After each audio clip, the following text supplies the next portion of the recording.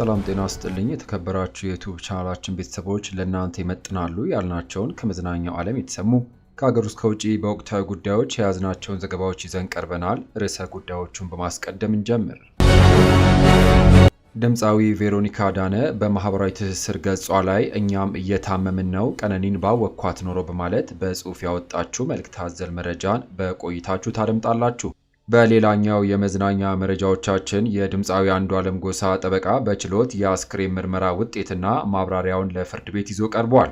የአዲስ አበባ ፖሊስ ጉዳዩን አስመልክቶ የሰጠውን ምላሽ በዚህ መረጃ ሰዓት ወደ እናንተ እናደርሳለን። በሌላ የመዝናኛ መረጃዎቻችን በእናትዋ ጎንደር ስራዎቹ በብዙዎች ዘንድ ታዋቂነትን ያተረፈው ታዋቂው ድምፃዊ አስቻለው ፈጠነ ኮንሰርት ሊያዘጋጅ እንደሆነ ተገልጿል። ዝርዝሩ ተዘጋጅቷል። በሌላ መረጃ ዶክተር ደሳለኝ ጫኔ በአብን ጉባኤ ላይ ከባድ ትችትን ሰነዘሩ። ትችታቸውን በማዳመጥ ምላሽ ሰጡት የአብኑ ሊቀመንበር ረዳት ፕሮፌሰር በለጠ ሞላ የድርጅታችንን ገንዘብ ለአራጣ የምናበድር ነውረኞች አልነበርንም አይደለምንም በማለት ምላሽን ሰጥቷል። ዝርዝሩን በመረጃችን ይዘነዋል። በሌላ ዜና ጠቅላይ ሚኒስትር አብይ አህመድ የቀድሞ የትግራይ ክልል ጊዜያዊ አስተዳደር አቶ ጌታቸው ረዳን በይፋ በማሰናበት በምትካቸው አዲሱ የትግራይ ክልል ጊዜያዊ አስተዳደር ሹመትን በዛሬው ዕለት ሰጥቷል። የትግራይ ክልል አካታች ጊዜያዊ አስተዳደር የተልዕኮ አፈጻጸም የቃል ኪዳን ነጥቦች ምን ይላሉ የሚለውን መረጃን ይዘናል። ለቀድሞ ፕሬዝዳንት ምስጋናንም አቅርቧል። ዝርዝሩን ይዘነዋል።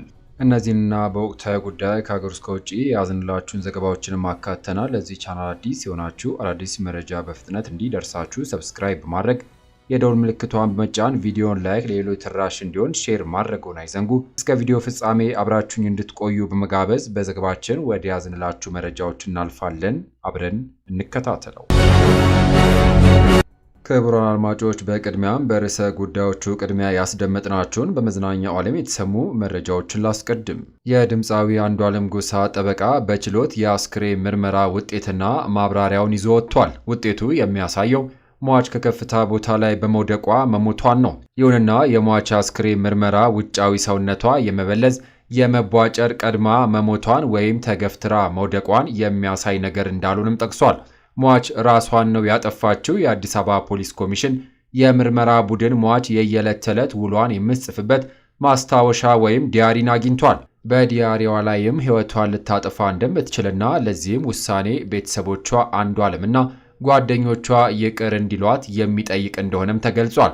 ስለሆነም ደንበኛዬ በዋስ ወጥቶ የደረሰበትን ከባድ ሐዘን እንዲጨርስ ይፈቀደልን ሲሉ ጠበቃው ጠይቀዋል። ክቡራን አድማጮች ከዚሁ መረጃ ሳንወጣ ድምፃዊ ቬሮኒካ አዳነ በማህበራዊ ትስስር ገጿ ላይ ቀነኒን ባወኳት ኖሮ በማለት በጽሑፍ ያወጣችውን መልእክት አዘል መረጃ ወደ እናንተ ላድርስ። የሆነን ሰው ባውቀው ኖሮ ብላችሁ ተመኝታችሁ ታውቃላችሁ? ቀነኒን ባወኳት ኖሮ በማለት ሐሳቧን የጀመረችው ድምፃዊ ቬሮኒካ አዳነ ክለብ በምትሰራበት ወቅትና በኮንሰርት ላይ እንደተገናኙም ትገልጻለች። ክለብ በምሰራበትና ለኮንሰርት 2 ጊዜ አግኝቻ ታውቃለሁ። ባክስቴጅ ስለነበረ ኖርማል ሰላምታ አይቀርም። የሆነ ጊዜ ከመቀመጫ የተነስቼ አቀፍኳትና በጣም እንደምታምር ነግሪያት ወደ ስቴጅ ሄድኩ ትላለች ድምፃዊዋ። የንዛለታ ምን አለ ባወራት ይህ ጥያቄ ሰሞኑን የሚለቀቁት ፎቶች ባየው ቁጥር ይመጣብኛል። አሁን እንዲህ ማለቴ ምንም ጥቅም የለውም፣ ግን በቀነኒ ምክንያት እኛም እየታመምን ነው በማለትም ገልጻለች። ድምፃዊቷ ቬሮኒካ አዳነ በይፋዊ የማህበራዊ ትስስር ገጿ ላይ በቁጭት ሟች ቀነኒ አዱኛን አስመልክቶ ያሰፈረችው መልእክት ነው። በማስከተል የአስቻለው ፈጠነ የሙዚቃ ኮንሰርት ሊካሄድ እንደሆነ ተገልጿል። በእናትዋ ጎንደር፣ ካሲናው ጎጃም፣ አሞራው ካሞራ በተሰኙ ነጠላ ዜማዎቹ ተወዳጅነትን ያተረፈው አስቻለ የተሰኘው አልበም ከ1 ዓመት በፊት ለሙዚቃ አፍቃሪው ያደረሰው ድምፃዊ አስቻለው ፈጠነ ወይም ደግሞ አርዲ የሙዚቃ ኮንሰርት በእስራኤል ሀገር ሊያቀርብ እንደሆነ ገልጿል።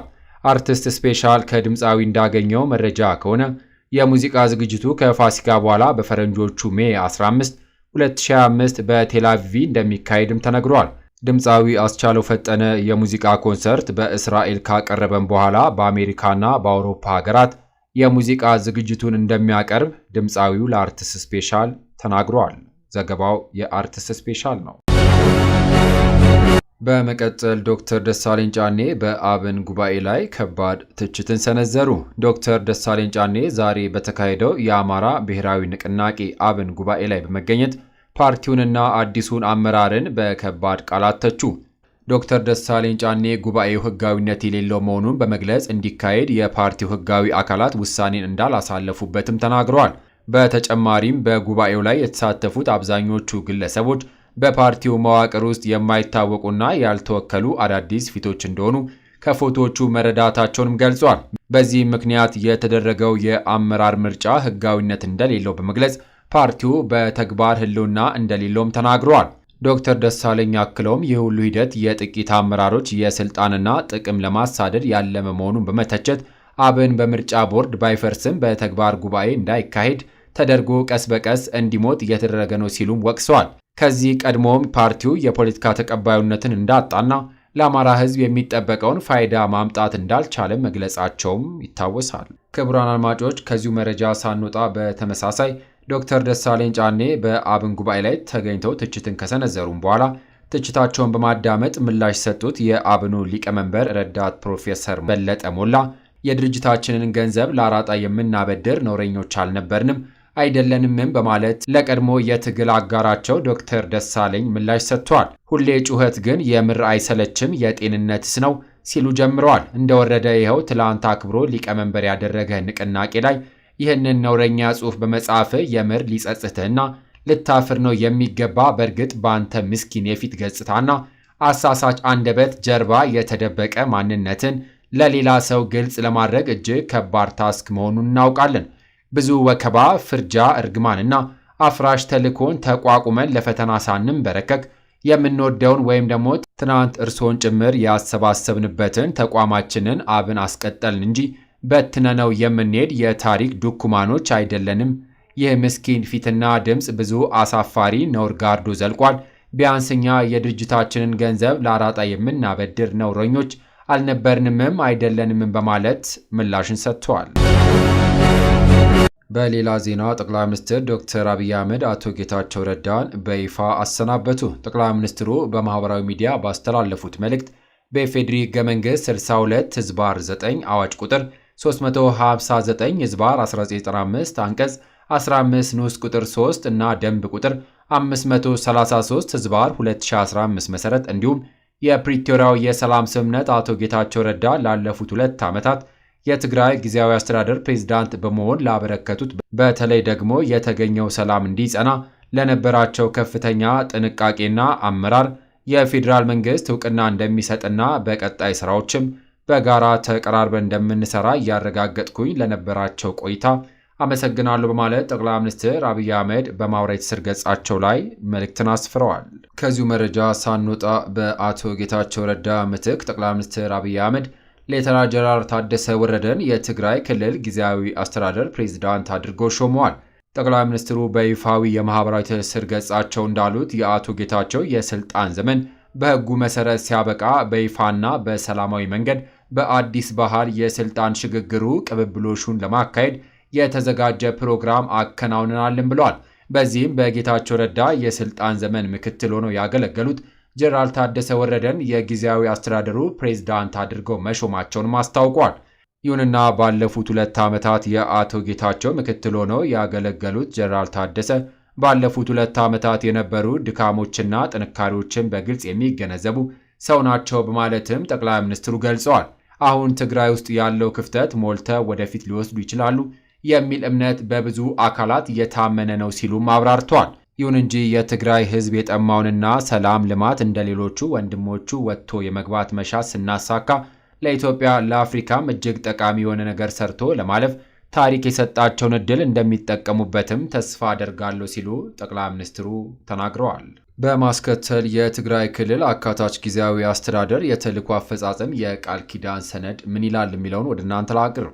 የተፈናቀሉ ዜጎችን ወደ ቀያቸው የመመለስ ሂደት በጅምር ያለው እንዲጠናቀቅና በቀሪ አካባቢዎችም በፍጥነት እንዲተገበር ማድረግ፣ በፕሪቶሪያው ስምምነት መሰረት ትጥቅ የመፍታትና የቀድሞ ታጣቂዎችን መልሶ የማቋቋም ተግባር በአፋጣኝ እንዲጠናቀቅ ማድረግ፣ በክልሉ የሕግ የበላይነት እንዲሰፍን ማድረግ ለሕዝብ ደህንነት ለሰላምና ለጸጥታ ጠንቅ የሆኑ ጉልህ ህገወጥ እንቅስቃሴዎች እንዲቆሙ ማድረግ፣ ለዚህም ተገቢውን የቁጥጥርና የህግ ማስከበር ስራ መስራት፣ መደበኛ የልማት ስራዎች፣ መንግስታዊና ማህበራዊ አገልግሎቶች እንዲሁም የመልሶ ግንባታ ስራዎች እንዲሳለጡ ማድረግ፣ ከህገ መንግስታዊና ከህጋዊ ስርዓት ከሀገር ሉዓላዊነትና ከፕሪቶሪያው ስምምነት ያፈነገጡ ግንኙነቶችና እንቅስቃሴዎች እንዲቆሙ ማድረግ፣ ክልሉ ለዲሞክራሲ ምርጫ ዝግጁ እንዲሆን ማድረግ፣ በክልሉ የሲቪክና የፖለቲካ መብቶች ተግባራዊ የሆኑበት የፖለቲካ ብዙሃነትን የሚያስተናግድ ዲሞክራሲያዊ አውድ እንዲፈጠር መስራት፣ የክልሉ ህዝብ የተለያዩ የማህበረሰብ ክፍሎችና የፖለቲካ ተዋንያን በሀገራዊ ምክክር ሂደት እንዲሳተፉ ሁኔታዎችን ማመቻቸት፣ የክልሉ መንግስታዊ የሚዲያና የኮሚኒኬሽን እንቅስቃሴዎች የሀገሪቱን ህዝቦች ትስስርና መልካም ግንኙነቶች የሚያጠናክሩ ህግና ህገ መንግስታዊ ስርዓትን የሚያስከብሩ መሆናቸውን ማረጋገጥ። ይሁንና ጀነራል ታደሰ ወረደ የጊዜያዊ አስተዳደሩ ፕሬዝዳንት በመሆን ስራቸውን ሲጀምሩ ከላይ የጠቀስንላችሁን ኃላፊነቶች በትጋትና በታማኝነት ለመወጣት ቃል መግባታቸውንም በፊርማቸው አረጋግጠዋል። ክቡራን አድማጮች፣ በመጨረሻም ከውጪ ዶናልድ ትራምፕ ተጨማሪ 50% ታሪፍ ለመጣል ማሰባቸው ከስህተት በላይ የሆነ ስህተት ስትል ቻይና ጠርተዋለች። ዶናልድ ትራምፕ ተጨማሪ 50% ታሪፍ ቻይና ላይ ለመጣል ዝተዋል። ቻይና በበኩሏ እስከ መጨረሻው ለመታገልም ቃል ገብታለች። ቻይና ወደ አሜሪካ የምትልካቸው ሸቀጦች ላይ ቻይና የጣለችው 34% ታሪፍ የማይነሳ ከሆነ ተጨማሪ 50% ታሪፍ ቻይና ላይ እንደሚጥሉም ትራምፕ አስጠንቅቀዋል። ቻይና ይህንን የትራምፕን ማስፈራሪያ ከስህተት በላይ የሆነ ስህተት ብላ ጠርተዋለች። የቻይና ንግድ ሚኒስቴር የአሜሪካ ውሳኔ ፈጽሞ እንደማይቀበልም ተናግሯል። እስከ መጨረሻው ለመዋጋትም ቃል ገብቷል። ሚኒስትሩ የፕሬዝዳንት ትራምፕ ዛቻን ከስህተት በላይ የሆነ ስህተትም ብሎታል። ሁሉም የታሪፍ እቅዶች እንዲወገዱና የአሜሪካና የቻይና ልዩነቶች በውይይት እንዲፈቱም ጠይቀዋል። ይሁንና ባለፈው ሳምንት ፕሬዝዳንቱ ቻይና ላይ ለጣሉት ታሪፍ በምላሹ ቻይና 34 በመቶ ታሪፍ እንደምትጥል አስታውቃለች። ትራምፕም ቻይና የጣለችውን የአጸፋ ታሪፍ እስከ ማክሰኞ ድረስ ካላነሳች 50% ተጨማሪ ታሪፍ እንደሚጥሉም አስጠንቅቀዋል። ትራምፕ የጣሉትን ታሪፍ በተመለከተ በአሜሪካ የቻይና ኤምባሲ የምጣኔ ሀብት ጭቆና ነው፣ መብታችንን ከማስጠበቅ ወደ ኋላ አንልም ሲሉ ምላሽ ሰጥቷል። ትራምፕ ተጨማሪ 50% ታሪፍ ቻይና ላይ ከጣሉ የአሜሪካ ተቋማት ከቻይና የሚያስገቡት ምርት በአጠቃላይ 104% ታሪፍ የተጣለበት ይሆናል።